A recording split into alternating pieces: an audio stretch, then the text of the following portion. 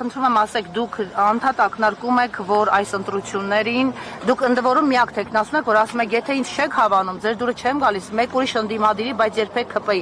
Դուք համարում եք, որ այս ընտրությունները հատկապես ԿՊ-ին հեռացնելու իշխանական տարբեր օղակներից հեռացնելու միջոց են, թե սրանք քաղաքային ընտրություններ են, քաղաքային կյանքը բարեկարգելու, որովհետև ժամանակին ասֆալտ թափելով, նստարաններ փոխելով էին մարդկանց փորձում դուր գալ, բայց ձեր Վարդան Ղուկասյանի հայտարարությունները դրանք շատ ավելի գլոբալ են, քաղաքական են եւ մի քիչ ավելի ուրիշ կոնտեքստներ ունեն։ Տեսեք, այս ընտրություններում հաղթանակի մասին երազում է անկեղծ, երազում է։ Այս հաղթանակը ամենաշատը պետք է իշխող ուժին, որովհետև մենք շատ լավ հասկանում ենք, որ մեր երկիրը հեշտական ու հասական փուլում է գտնվում եւ շատ կարեւոր որոշումներ կայացնելու ժամանակահատվածում։ Կառավարության ղեկավարը, իշխող ուժի ղեկավարը մեր բոլորի անունից պատրաստվում է գնալ ու արդեն հայտարարել է, որ ինքը պատրաստ է ինչ-որ փաստաթղթերի տակ իր ստորագրությունը դնել։ Որը ոչ մեկ ծանոթ չի իրենից ու Ալիևից բացի։ Որ նույնիսկ Սարիկ Մինասյանը ծանոթ չի, որը շատ ավելի արագ դարձավ քաղաքացիական պայմանագիր կուսակցության ջատագով, քան 7 տարի առաջ այդ մարդու հետ քայլողն է։ Հիմա այդ մարդկանց այստեղ հաղթանակը պետք է, որպեսզի իրենք թոս փչեն, թե սեփական երկրի ժողովրդի, թե միջազգային հանրության աչքերում, որ իրենք լեգիտիմություն ունեն։ Իրենք լեգիտիմություն ունեն մեր բոլորի փոխարեն ինչ-որ որոշումներ կայացնելու համար։ Ըստ այդմ իմ խոսույթի մեջ անընդհատ եղել է թե քաղաքային, թե քաղաքական հռետորաբանություն։ Ես նույնը նկատել եմ այո նաև պարոն Ղուկասյանի հռետորաբանության մեջ։ Իմ գիծը ու իմ պատկերացումները այդ ամեն ինչի մասին հետևյալն է։ Այո, մենք ամեն ինչ պիտի անենք ու արել ենք վստահ եմ այս ընթացքում, որպեսզի Գյումրին չունենա քաղաքացիական պայմանագիր կուսակցությունը ներկայացնող քաղաքապետ։ Այո, ես կոչ եմ արել միշտ ու հիմա էլ եմ կոչ անում տնից դուրս գալ, գնալ ընտրությունների, շատ լավ օր է, արևոտ օր է, աչքերսը չեմ կարողանում նորմալ բացել։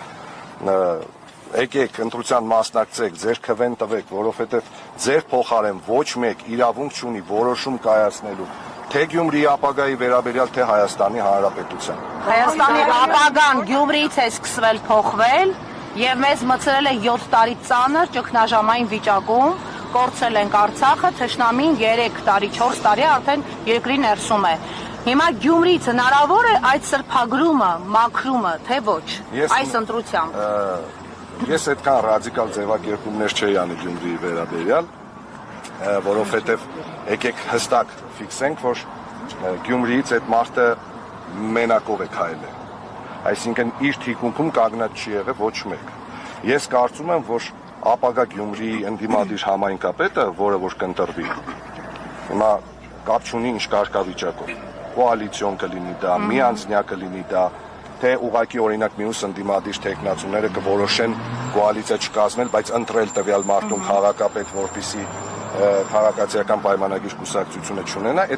այդ տվյալ քաղաքապետի թիկունքում արդեն կանգնած կլինեն հազարավորներ։ Եվ ավելի հեշտ կլինի, հա։ Ըստ այդմ հազարավորների ձայնը վստահաբար շատ ավելի բարձր է լսվելու, քան այն մի հոգու ձայնը, որը Գյումրու հրապարակում կանգնած 7 վերքի դիմաց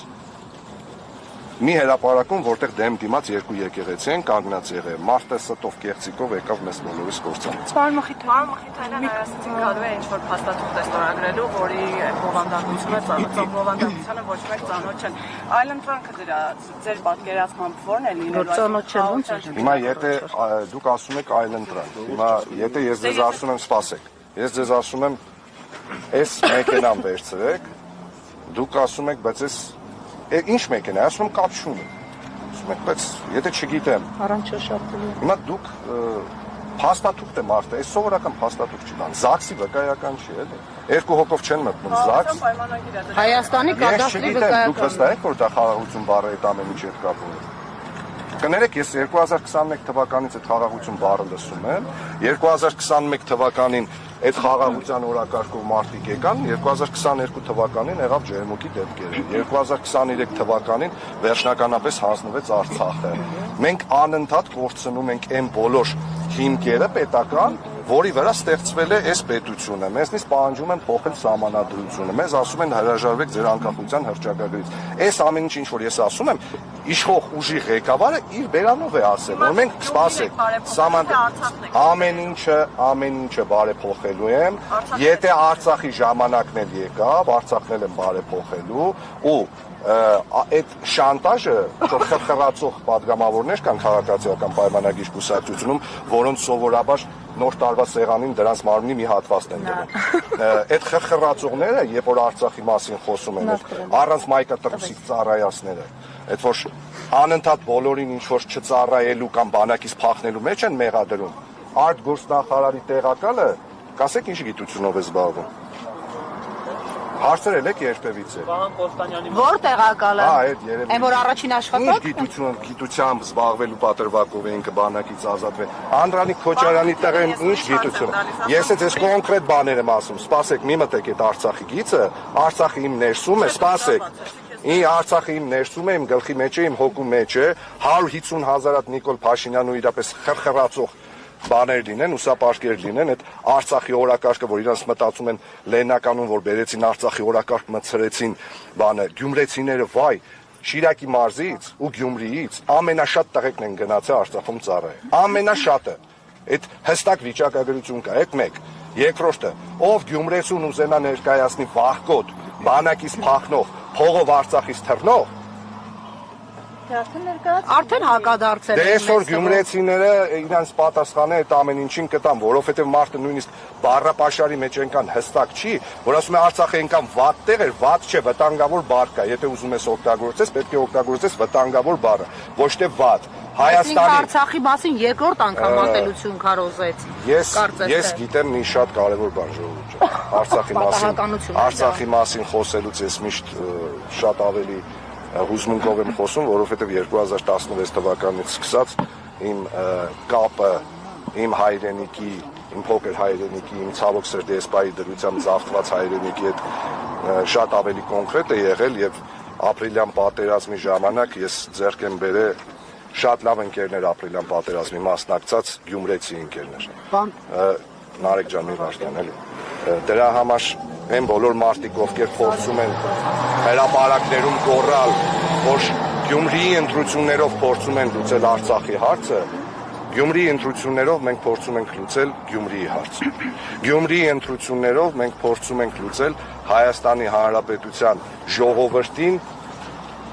արթնացնելու նոր իմպուլս տալու հարցը։ Գյումրիի ընտրություններով մենք փորձում ենք լուծել մեր խարխլված արժանապատվության հարցը։ Գյումրիի ընտրություններով մենք ի վերջո փորձում ենք լուծել մեր քաղաքը վերջնականապես վերականգնելու հարցը, որովհետև ցանկացած գյումրեցի տղամարդու համար այդ բոլորի անունից եմ ասում, կապ չունի ԿՊ-ական է թե ինչական է, իրոք ամոթ է 40-րդ տարելիսն է մոտենում երկրաշարժի մեր քաղաքի վիճակում։